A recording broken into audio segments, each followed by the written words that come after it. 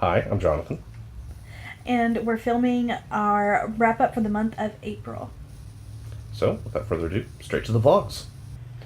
Alright, so it's nap time and it's also time for my first wrap up video blog of the month. I'm going to be doing 2 books, the first of which is One of Us, Conjoined Twins in the Future of Normal by Alice Domerat-Dreger.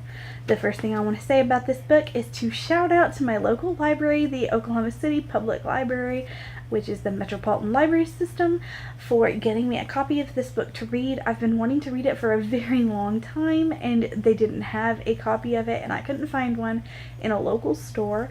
So I talked to a librarian in acquisitions, and they got it for me in a very quick amount of time. They thought it was going to take like 6 months, and it only took them like 3, which is just much faster than I expected it. And there are already other people who are interested in reading the book, so I'm really glad that our library now has it in the collection.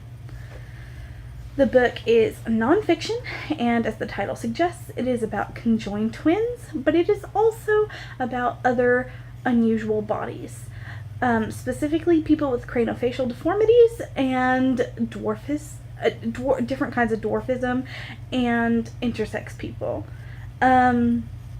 And how their bodies being different but not necessarily disabled in a traditional manner leads to ethical conundrums within their medical treatment and social receiving. I really enjoyed it. This is the kind of book that I'm really interested in, the kind of nonfiction I'm really interested in. The book is extremely well written and well researched. Like, there is no way you can complain about the way this author did research or the way that she is able to connect her different areas of interest to her area of study. But I did have particular problems with the section of the book that talks about sacrifice surgeries, because I had a personal ethical and political difference with the author, specifically that I felt she ignored the implication of her logic for the rights of pregnant women, especially pregnant women who are experiencing late-term pregnancy that will end in their death. Like women carrying children that, should they try and carry them to term, will die. And that is not something that I can really ignore. It's important to me. So, just note, I guess there's not really much more to be said about that. Other than I do think it's important to consider that ethical decisions concerning people who are connected by their bodies affect more than just conjoined twins. There are other sections of people that those laws would affect, and those ethical decisions affect, and we should think about that because it's more complicated than a small group. And moving on from that topic, I also have to, as always, harp on the fact that the footnotes in this book are actually endnotes, and I hate them. I hate it so much. But at least there was not as much commentary in the footnotes as there often are. It was mostly just citation. So, it's a good book. I definitely think you should read it because it will give you a very good education, not even an education, but it's informational about a topic that you probably haven't thought about a lot and actually might affect you at some point in your life, even though you're a singleton and not a conjoined person. So, the next book I have, I'm going to try and be much quicker with because I realized I went kind of long going on a tangent about my feelings on One of Us, is Three Dark Crowns by Kendari Blake. I'm sorry I don't have the dust cover on it because I'm borrowing it from a friend and I don't want to ruin her book. But I just want to say I can do nothing but rave about this book. I really enjoyed it. I rated it 4 or 5 stars on Goodreads, and I think that it is underrated as far as like fantasy in YA goes. A lot of the time I don't like it. Like, I'm kind of particular. I'm not a big Sarah J Maas fan. I couldn't get through her books. I don't like the Cassandra Clare books, really any of them, but this I loved. It is full of wit and danger, and the setting is so well crafted.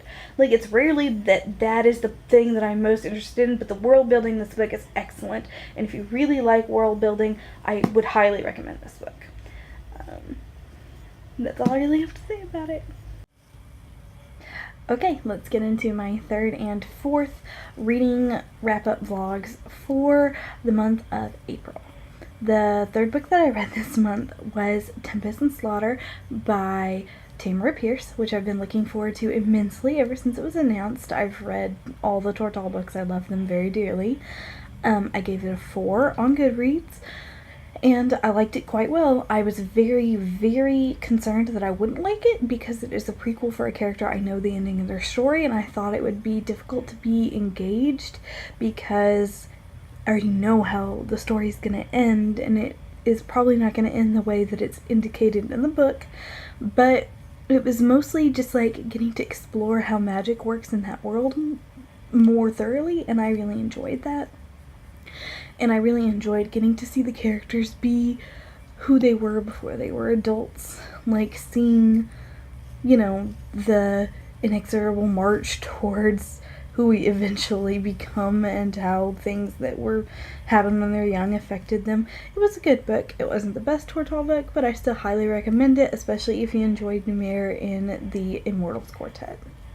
I enjoyed it so much, I think that I'm going to do a reread-a-thon all of next month just so I can go back and reread some early Tortall novels. Okay, and book number 4 is The Gentleman's Guide to Vice and Virtue by Mackenzie Lee. This is the cover. I actually like it quite a good deal. I think it's interesting and different. And also, I just like that it looks like a teenager wrote it on their notebook. I think that that's cute, even though it's, you know, older. I don't know. It's very appropriate for the age and the themes. I like that book a lot. I gave it 5 stars on Goodreads, and I would read it immediately again if I didn't have so many other things I wanted to read. It is full of, like, adventure and so much salacious, like, gossipy, intrigue type things and romance.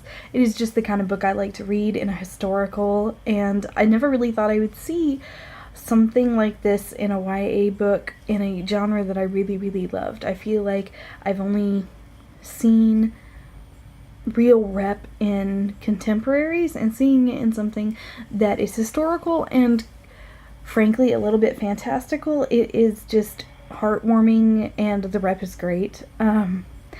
Great bi rep, great disability rep. It's just and it's just a great book. I really hope that people are reading it as much as it seems like they are to me, because I would not have read this book if it wasn't for BookTube. I got the recommendation for here, and I love it. Thank you to everybody who's made videos about it, because it should be getting a lot of hype. It deserves all the hype that it's getting. Hi, it's nap time, so it's time for me to do my 5th and 6th reading wrap-up reviews for the month of April. I'm going to try and keep it very quick. My 5th read this month was The Calling by Inger Ashwolf. This is what the cover looks like. Sorry, there's a bit of glare. I did not like this book. I would have given it a 1-star review if it hadn't been for the first chapter, which was still quite good. It was misanthropic and pretentious and everything I hate in a mystery. I greatly regret wasting my time. I kind of wish I had DNF'd it. And my 6th read this month was Taste of Marrow by Sarah Gailey. I read it on the Kindle, so I don't have it with me, but I'll put a picture of the cover right here. I loved this book. I knew I would going in. It's the 2nd book in the series, and I think that everyone should give it a try because it's utterly unique in its topic, and it is a great, like, heist caper concept in the 1st book, and the 2nd book really continues the great character representation and growth, and it continues to be funny and heartbreaking, and I am very invested in the setting and the people. So 5 stars, great read, definitely recommend it. Okay, hi everyone. I know that it is now already the month of May, but I'm going to film my last wrap-up review. wrap-up review for the month of April because I actually finished this book on the last day of April, so it took me a minute to get around to filming this. Hopefully we will still be able to get our monthly wrap-up up in the first week of May. The last book I read was Dietland by Sarai Walker, and it gave me a lot of feelings. I was really excited when I heard about it because it sounded really up my alley with the whole fat liberation and feminism kind of coming together in this subversive novel that is sort of taking on a lot of tropes about revolutionaries, and I was excited about that. But unfortunately, there were some things in the book that made me really uncomfortable. Specifically, I do not think that sex workers were treated very well in this book, and it made me really uncomfortable reading it. So while I would have otherwise given this book 5 stars because it was very well written, it was very poignant and important to me, I couldn't give it that full 5th star. So taking my cue from my feelings, I'm only going to give it 4 stars. Here is the cover. It's got a great cover. This might be my favorite cover of a book that I've read this year. That cupcake is tattoo worthy. It's great. That's all I really have to say about it. Very fat positive. Maybe not as open-minded as I would have hoped it to be. Hi guys, it's Jonathan, doing another review in my car during my lunch break. So I just finished Predator's Gold by Philip Reeve, book 2 in the Hungry City Chronicles. Just picked up straight off from the last one, and I really enjoyed it.